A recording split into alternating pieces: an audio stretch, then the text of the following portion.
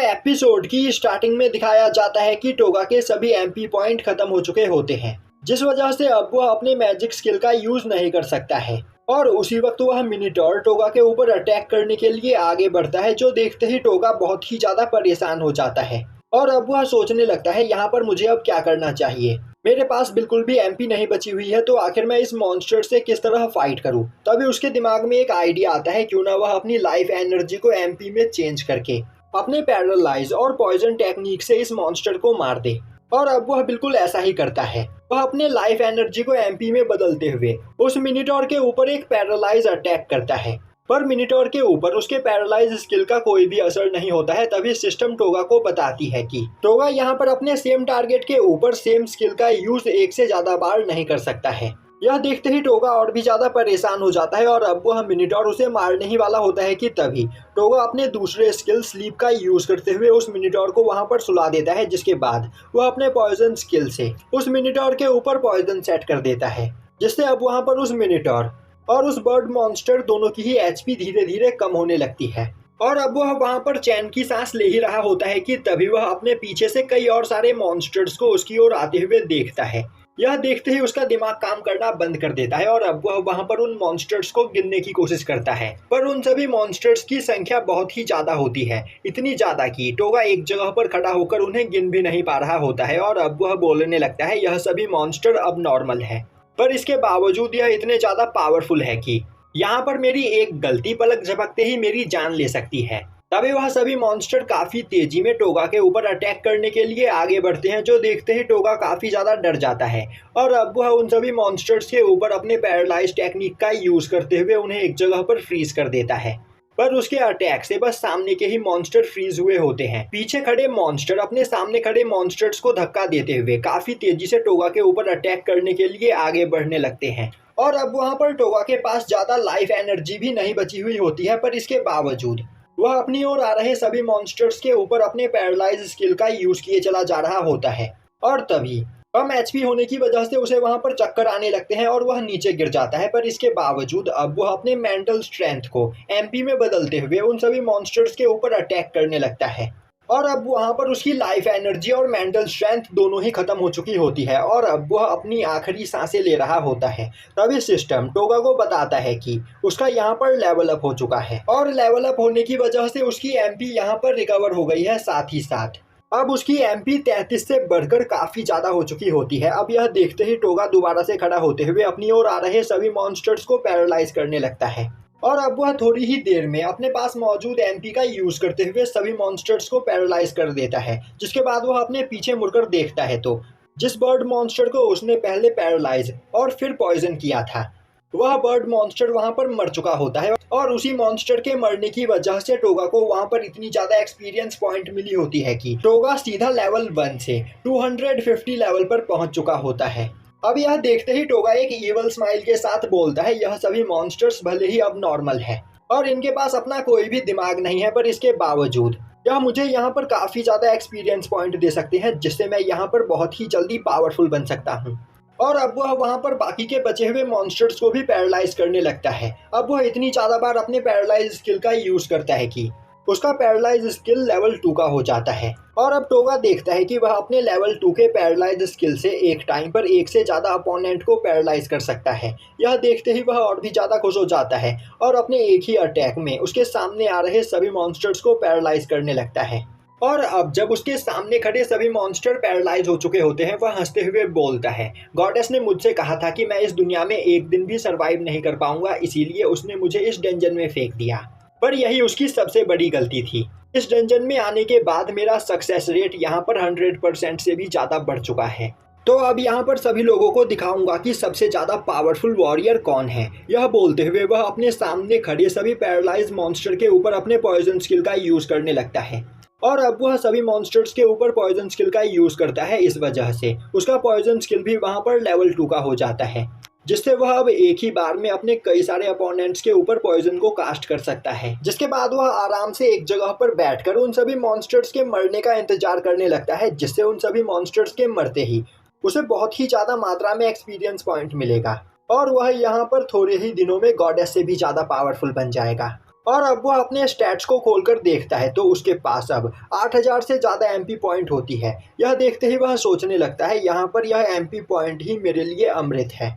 अगर किसी फाइट के दौरान मेरा यह एमपी पॉइंट यहाँ पर ख़त्म हो गया तो मैं भी मारा जाऊंगा, तो मुझे यहाँ पर सोच समझकर अपनी एमपी का यूज़ करना होगा। तभी वहाँ पर वह मिनिटॉर भी मारा जाता है जिसके ऊपर टोगा ने सबसे पहले पॉइजन स्किल का यूज़ किया था। और अब टोगा सीधा 277 लेवल पर पहुंच जाता है, जिसके बाद वह वहां पर बाकी सभी मॉन्स्टर्स के मरने का इंतजार करने लगता है। और अब धीरे धीरे सभी मॉन्स्टर्स वहां पर मरने लगते हैं, पर वह वहां पर उन मॉन्स्टर्स की आवाज़ सुनकर पक चुका होता है। इसीलिए अब वह अपने स्लीप टेक्निक का यूज़ करते हुए वहां पर पैरालाइज हुए सभी मॉन्स्टर्स को सुला देता है, जिससे अब उसका स्लीप स्किल भी लेवल 2 का हो जाता है। और अब थोड़ी ही देर में उसके द्वारा पैरालाइज किए गए सभी मॉन्स्टर वहां पर मारे जाते हैं, जिससे टोगा सीधा 501 लेवल पर पहुंच जाता है। तभी उसकी नज़र वहां पर खड़े कुछ और मॉन्स्टर्स के ऊपर पड़ती है, जिन्हें देखते ही वह उनके ऊपर भी अटैक करने के लिए आगे बढ़ता है। पर टोगा से वह सभी मॉन्स्टर्स काफ़ी ज़्यादा डर चुके होते हैं, इसीलिए वह अपनी जान बचाकर वहां से भाग जाते हैं। अब टोगा वहां पर उस डंजन को एक्सप्लोर करते हुए वहां से बाहर निकलने का रास्ता ढूंढने लगता है। तभी उसे एक पर्सन की डेड बॉडी मिलती है। अब टोगा उस पर्सन के पास से काम की चीज को निकाल लेता है और वहां पर प्रार्थना करता है कि उस पर्सन की आत्मा को शांति मिले। अब टोगा वहां से आगे बढ़ता है, तभी उसे कुछ नए तरह के मॉन्स्टर दिखाई देते हैं। पर टोगा उन सभी मॉन्स्टर्स को इग्नोर कर देता है क्योंकि वह दिखने में बहुत ही ज़्यादा पावरफुल लग रहे होते हैं। और तो और उन्होंने अपने ही पास कई सारे लोगों को मारकर उनके स्केलेटन्स को जमा कर रखा होता है। साथ ही साथ पिछले 2 दिनों से टोगा ने कुछ भी नहीं खाया होता है, जिस वजह से उसे काफ़ी ज़्यादा भूख लगी हुई होती है। और अब वह सोचने लगता है मुझे यहाँ पर कुछ खाना है, तो अब मैं क्या करूँ। तभी उसे उसके द्वारा मारे गए मॉन्स्टर्स की याद आती है और अब वह मॉन्स्टर भी टोगा को चिकन की तरह दिखाई देने लगते हैं। इसीलिए वह एक नाइफ उठाते हुए आगे बढ़कर उस मॉन्स्टर को काटकर उसके अंदर से मीट निकालने की कोशिश करता है। पर उस मॉन्स्टर की स्किन बहुत ही ज़्यादा हार्ड होती है, जिस वजह से वह उसे नहीं काट पाता है। अब टोगा उस मॉन्स्टर की एक आँख को निकालकर उसे खाने की कोशिश करता है, पर तभी वह देखता है कि उन सभी मॉन्स्टर का पूरा इंटीरियर पार्ट एसिड से बना हुआ होता है, जिस वजह से वह उन मॉन्स्टर्स को नहीं खा सकता है। यह देखते ही टोगा सोचने लगता है तो क्या मैं इस जगह पर अब भूख प्यास से मरने वाला हूँ। और अब वह वहाँ पर नीचे जमीन पर लेट जाता है और बोलने लगता है मेरे पास यहाँ पर बिल्कुल भी पावर नहीं बची हुई है, तो अब मैं क्या करूँ। तभी वह देखता है कि उसके आइटम पॉकेट की लाइट वहां पर धीरे धीरे कम होने लगती है। यह देखते ही वह परेशान हो जाता है और अब वह अपनी माना एनर्जी को उस पॉकेट में ट्रांसफर करते हुए बोलने लगता है आखिर ऐसे टाइम में यह मुझे कैसे धोखा दे सकता है। अगर यहाँ पर अंधेरा हो गया तो सभी मॉन्स्टर्स मुझ पर अटैक करना स्टार्ट कर देंगे और अंधेरे में मैं उन मॉन्स्टर्स को देख ही नहीं पाऊंगा, तो उनसे फाइट कैसे करूंगा।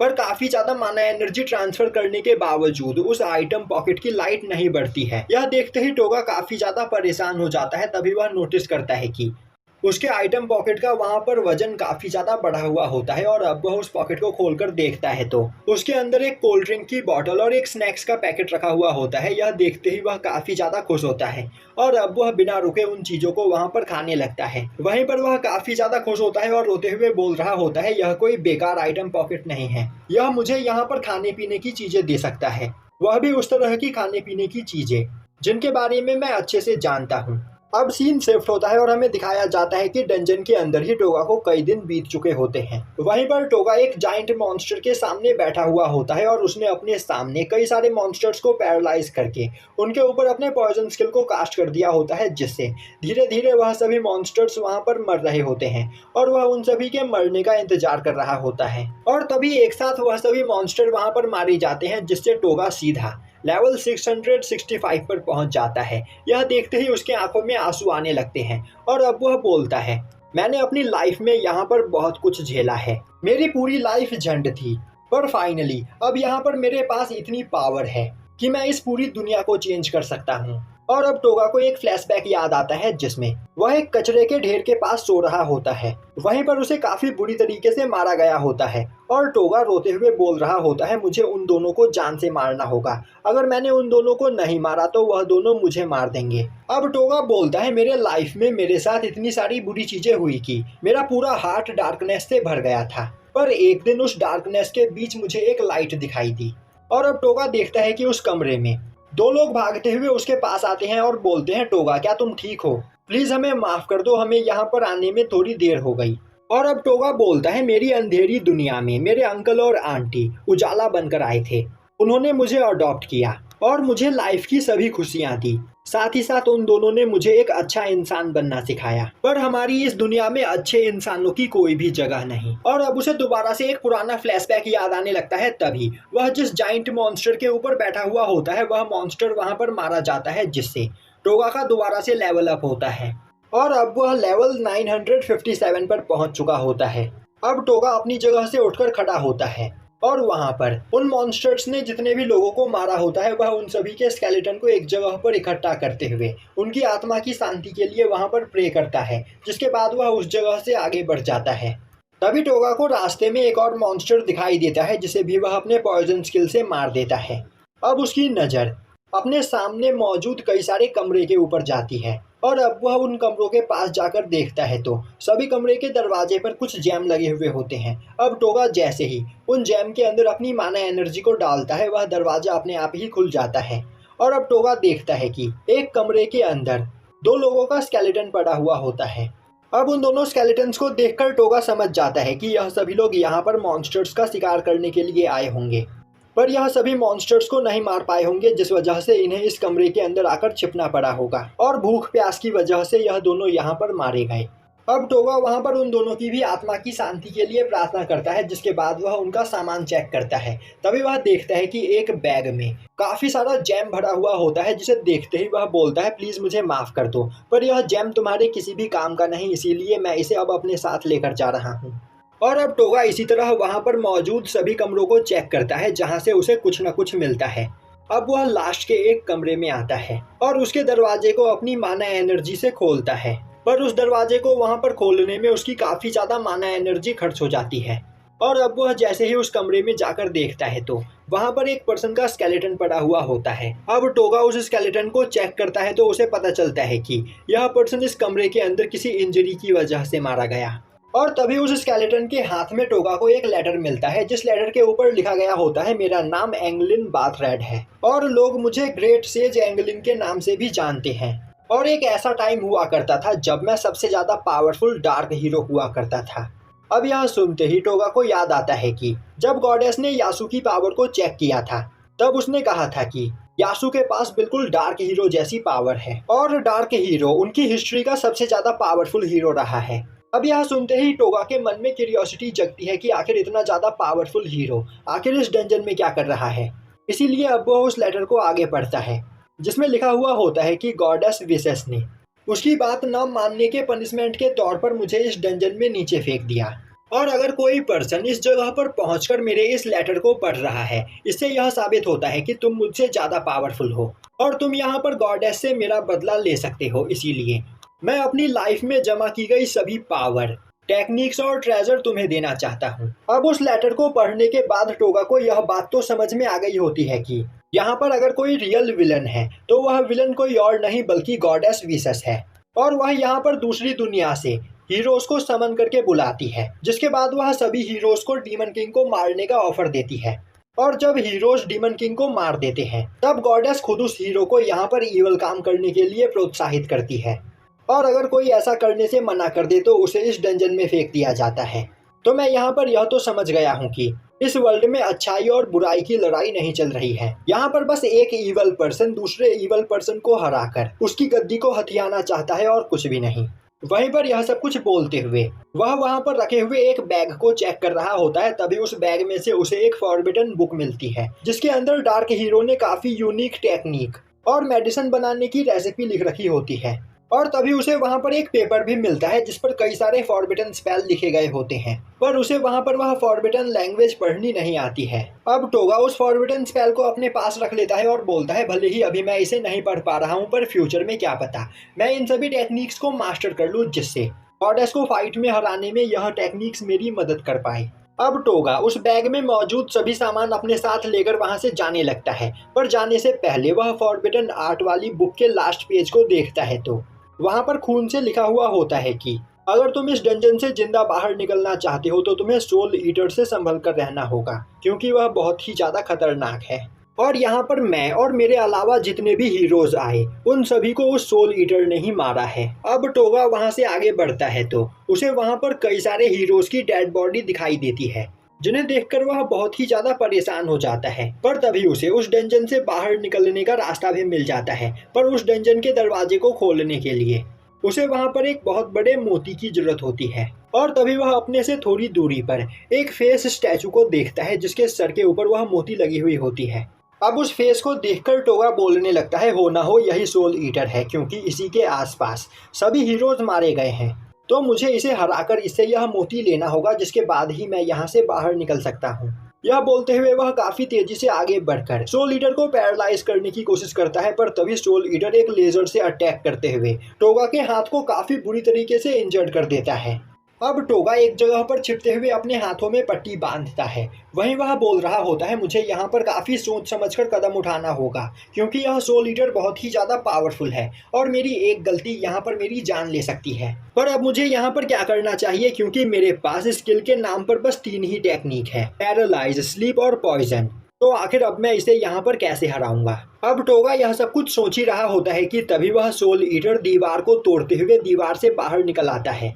दूसरी ओर हमें डंजन के बाहर एक लड़की को दिखाया जाता है, जो कि कुछ लोगों से बचकर भाग रही होती है और अब वह उन सभी लोगों से बचने के लिए उसी डंजन के अंदर छिपने का फैसला करती है। दूसरी ओर सोल ईटर धीरे धीरे टोगा की ओर आगे बढ़ रहा होता है। वहीं पर टोगा एक जगह पर छिपा सोच रहा होता है, मुझे क्या करना चाहिए।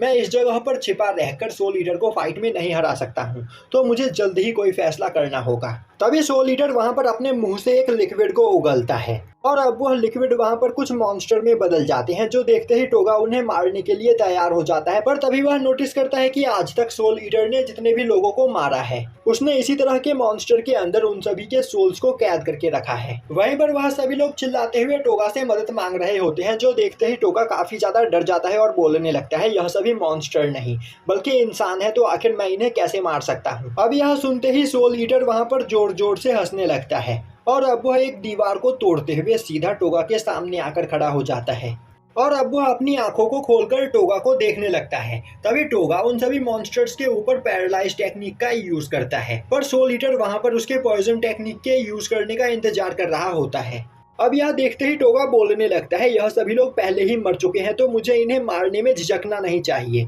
मैं अपने पॉइजन टेक्निक का यूज करते हुए इन सभी लोगों को मार दूंगा। पर तभी वह रुक जाता है और बोलने लगता है, यह सभी इंसान है, कोई मॉन्स्टर नहीं, तो आखिर मैं इन्हें कैसे मार सकता हूँ। तो अब मुझे यहाँ पर क्या करना चाहिए। मेरा दिल बहुत ही ज्यादा प्योर है, जिस वजह से मैं किसी भी इंसान को नहीं मारूंगा, पर अब मैं यहाँ पर एक धर्म संकट में पड़ चुका हूँ। अब मैं यहाँ पर क्या करूँ। वहीं पर टोगा को इस तरह स्ट्रगल करते हुए देखकर सोल ईटर को काफी ज्यादा मजा आ रहा होता है और अब वह वहां पर जोर जोर से हंसते हुए अपने उस लिक्विड का यूज करते हुए वहां पर उसी तरह के कई और सारे मॉन्स्टर को बनाता है, जिन्हें देखते ही टोगा और भी ज्यादा परेशान हो जाता है और बोलने लगता है, तो तुम यहाँ पर मुझे टॉर्चर करना चाहते हो। तुम यह बात समझ गए हो कि मैं इंसानों को नहीं मारूंगा, इसीलिए तुम यहाँ पर मुझे इंसानों को मारने के लिए मजबूर कर रहे हो। अब यह सुनते ही सोल ईटर वहां पर और भी जोर जोर से हंसने लगता है। अब वहां पर टोगा रोते हुए बोलने लगता है, तुम्हें लोगों को तड़पते हुए देखना पसंद है, इसीलिए तुम यहाँ पर मुझे मारने से पहले इतना ज्यादा तड़पा रहे हो। प्लीज मुझे मार दो, बस मुझे दूसरे लोगों को मारने के लिए मजबूर मत करो। अब यह सुनते ही सोल ईटर को और भी ज्यादा मजा आने लगता है और अब वह वहां पर और भी जोर जोर से हंसने लगता है। तभी टोगा अपने पैरालाइज स्किल का यूज करते हुए अपने सामने खड़े सभी मॉन्स्टर के साथ साथ सोल ईटर को भी वहां पर फ्रीज कर देता है और अब वह बोलता है, तुम सच में बहुत बड़े बेवकूफ हो, जो यहाँ पर तुम मेरे जाल में फंस गए। और क्या तुम्हें सच में लग रहा था कि मेरे जैसा इंसान किसी दूसरे इंसान को मारने से पहले बिल्कुल भी झिझकेगा। तुमने मुझे समझने में गलती कर दी, तो अब यहाँ पर मरने के लिए तैयार हो जाओ। तभी टोगा का पैरालाइज स्किल वहां पर लेवल 3 का हो जाता है। वहीं पर अब सोल ईटर काफी ज्यादा डर चुका होता है। तभी टोगा उसके पास आते हुए बोलता है, मेरे अंकल और आंटी ने मेरा काफी अच्छे से ख्याल रखा और मुझे एक अच्छा इंसान बनाया, पर हमारी दुनिया अच्छे इंसानों के रहने की जगह नहीं। और मैंने इतने सालों में यहाँ पर यह सीख लिया है कि जो तुम्हारे साथ जैसा बिहेव करता है, तुम्हें भी उसके साथ वैसा ही बिहेव करना चाहिए। मैं इतने सालों तक एक साइड कैरेक्टर बनकर बिना लोगों को परेशान किए एक पीसफुल लाइफ जीने की कोशिश करता रहा, पर सभी लोग मुझे परेशान करते रहे। फिर मुझे एक बात समझ में आई, बिना ईंट का जवाब पत्थर से दिए यहाँ पर काम नहीं बन सकता है। इसीलिए मैंने अपनी शराफत को काफी पहले ही छोड़ दिया। यह बोलते हुए वह अपने पॉइजन स्किल का यूज करते हुए वहां पर चारों ओर मौजूद सभी मॉन्स्टर को मार देता है। यह देखते ही सोल ईटर और भी ज्यादा डर जाता है और अब वह अपनी जान बचाकर वहां से भागने की कोशिश करता है, पर उसकी पूरी बॉडी फ्रीज होती है, जिस वजह से वह वहां पर काफी ज्यादा पावर का यूज करता है और अब इससे उसके आंखों से खून आने लगता है। तभी टोगा बोलता है, तुम्हें इस तरह तड़पते हुए देखकर मुझे अच्छा नहीं लग रहा है, तो फिर क्यों ना अब मैं तुम्हें मार दूं। यह बोलते हुए वह अपने पॉइजन स्किल का यूज करते हुए उस सोल ईटर को वहां पर मार देता है और अब उसका पॉइजन स्किल भी वहां पर लेवल 3 का हो जाता है। अब उस जगह पर सोल ईटर के मरते ही उसके द्वारा कंज्यूम किए गए सभी लोगों के सोल आजाद हो जाते हैं और अब वह सभी सोल टोगा के सामने आते हुए उसे बताते हैं कि वह सभी पुराने हीरोज हैं जिन्होंने गॉडेस की बात मानने से इनकार कर दिया था, इसीलिए गॉडेस ने उन्हें इस डंजन में फेंक दिया था और वह सभी इस डंजन में इस सोल ईटर के हाथों मारे गए थे और उन्हें यहाँ पर काफी लंबे समय से किसी का इंतजार था जो उन्हें आजाद करवा सके और फाइनली टोगा ने सोल ईटर को मारकर उन सभी लोगों को आजाद करवा दिया। वहीं पर वह सभी लोग लगातार टोगा को थैंक्स कर रहे होते हैं, तभी डार्क हीरो टोगा के सामने आता है और अब वह बोलता है, बच्चे यह दुनिया बहुत ही ज्यादा खतरनाक है, तो तुम्हें यहाँ पर अपना एक एक कदम फूक फूक कर रखना होगा और यहाँ पर तुम ही वह पर्सन हो जो हम सभी लोगों का बदला गॉडेस से ले सकते हो। यह बोलते हुए वह सभी लोग वहां से गायब हो जाते हैं और अब उन सभी की सोल्स को वहां पर मुक्ति मिल जाती है, जिसके बाद टोगा आगे बढ़ते हुए सोल ईटर के सर में मौजूद मोती को बाहर निकालता है और अब वह उस मोती को ले जाकर डंजन के मेन दरवाजे पर लगा देता है, जिससे डंजन का वह दरवाजा खुल जाता है और अब टोगा उस डंजन से बाहर निकल जाता है और बोलता है, टाइम आ गया है अपनी पावर को और भी ज्यादा बढ़ाकर यहाँ पर कुछ नई स्किल्स सीखने का, जिसके बाद मैं उस गॉडेस से अपना बदला लूंगा। और यहीं पर यह एपिसोड खत्म हो जाता है।